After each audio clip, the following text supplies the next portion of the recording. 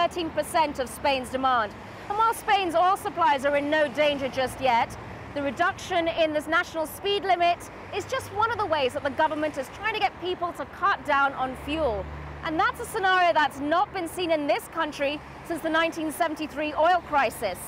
Also approved increased use of biofuels, a modest reduction in train fares and subsidized tire exchanges. But with a sluggish economy still struggling its way out of the recession, the measure hasn't exactly been welcomed with open arms, with many seeing it as a ploy to distract the country from other problems. I think that there are more important things that the government should be concerned with, and they shouldn't be wasting people's time and money on this. It is laughable. It doesn't really contribute anything to the economy in general, if that is what it's about. While oil prices remain high, the debate goes on over what alternatives there are for Spain's energy consumption. A sign of the times in an increasingly shaky climate. Sonia Gallego, AlJazeera, Madrid. Now, Egypt's new Prime Minister is due to address the nation in the next hour. Essam Sharaf is also expected to swear in a caretaker cabinet. On Sunday, hundreds of protesters gathered in front of the state security headquarters in Cairo, demanding entry to gather documents. Egyptians have been trying to gain access to information gathered by ousted President Hosni Mubarak's regime. Ayman Mohyuddin in Cairo sent this report.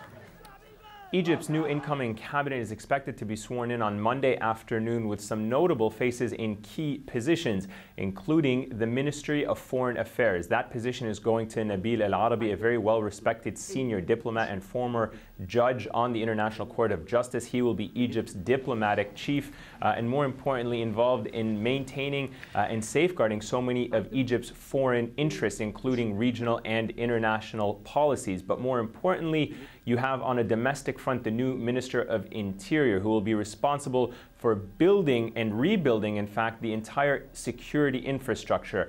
General Mansour al-Aisawi is a very well-respected figure. He is an individual who had a fallout in the previous regime, served as a former governor, but now he will be tasked with trying to restore the public's confidence in the security and the police services here, and at the same time trying to rebuild those security capabilities.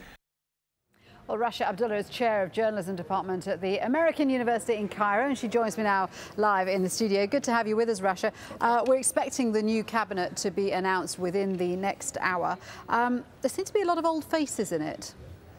I think the ones that were creating the problem for the masses in Tahrir Square have basically been gone. I'm talking about the Minister of Interior, the Minister of Justice, you know, the ones who really had, who've created the mess in the last... They're the ones that cause most of the anger, the foreign, the justice and the interior. And the interior, What do you think about the new names that have come in from them? Because I noticed from this list, and it hasn't been confirmed, but I'm being told that General Mansour El-Asawi is going to be the new Minister of the Interior. Well, he's a general, so how different is he? He has confirmed pretty much accepting the position, and he's one of the people who have been welcomed actually by the masses in Tahrir Square. And I know these do not necessarily represent everybody in Egypt, but I'm talking, you know, figuratively, because I've been in Tahrir Square myself. So you know, we are the revolution basically, and together with everybody else who has been supporting the revolution.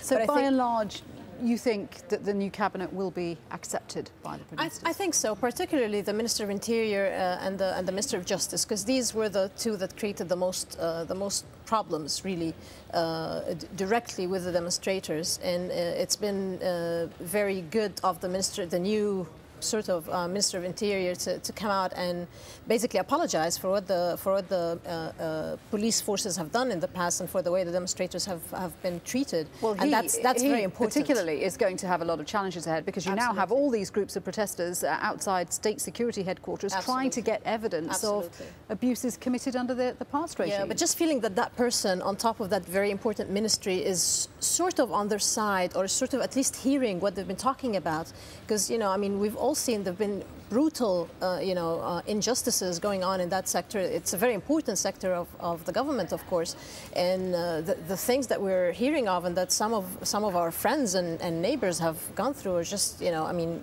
out of this world. So it's very important for the person who comes on top of this particular ministry to come out and say, you know what, you're right, and I can see you, I can hear you, and I'm going to try my best to rectify the situation. That's very important. And are you confident that changes are now happening fast enough, because there was a criticism that they weren't happening fast enough, and that there will be more accountability in the future? Yes, I mean, you know, we've seen 3 cabinets in like, you know, a couple of weeks, so I guess we need to be a little bit patient, but I would like to see emergency laws abolished now. Because that still hasn't really been done. Yeah. But I mean, I can understand that there's a lot of chaos going on in the country, of course. Not that there weren't, I mean, I don't really see what emergency laws have done for us in the past 30 years, and I don't see why they're there now. I don't think it's going to make any difference if they're abolished. And I think that's going to be a very good gesture on the part of the new minister. I hope that would be one of his very first decisions into office. Okay, well, we're waiting to hear from the new Prime Minister in the next hour. For the moment, Rasha, thanks very much indeed for coming in for us. Rasha Abdullah there. Now, the leader of Iraq's cross-sectarian Iraqi list has told AlJazeera that power sharing in Iraq is a myth. Iyad Alawi's comments came as protests gripped the country a year since the country's parliamentary elections. AlJazeera's Raya Raghi asked Alawi about his decision to turn down a high-ranking position. Well, let me tell you, there is no power sharing. You know, the power sharing is something that is fake. It's not true. Nothing is happening because the 9 agreements have not been fulfilled, including this National Council. So I thought it's not worth it, since there is no trust anymore, and there is no willingness to go into the power sharing area in a constructive way. I thought it is worthless to be part of the setup. Dr. Alawi, it's been exactly 1 year today since the parliamentary elections. It took months to form a government, one that still does not have a Minister of Interior or Defense. What is your assessment of the political process in Iraq over the past year and the performance of Iraqi politicians? This is why I say we don't have really a democratic process. And it's a big lie if we say that we do have a democratic. We don't. And we have a political process, yes. We have a political process which is not inclusive. And we in Iraq, we want this political process to be inclusive.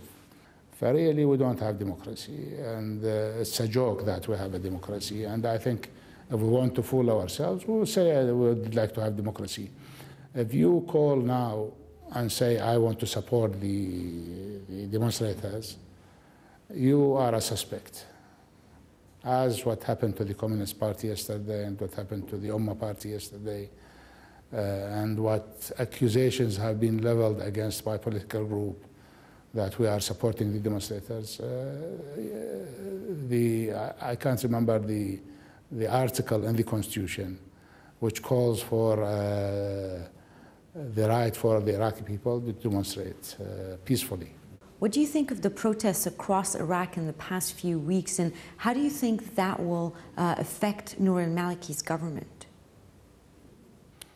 It's a reflection of the failure of the political groups in addressing the issues that the Iraqi people need them to be addressed, and including ourselves. We felt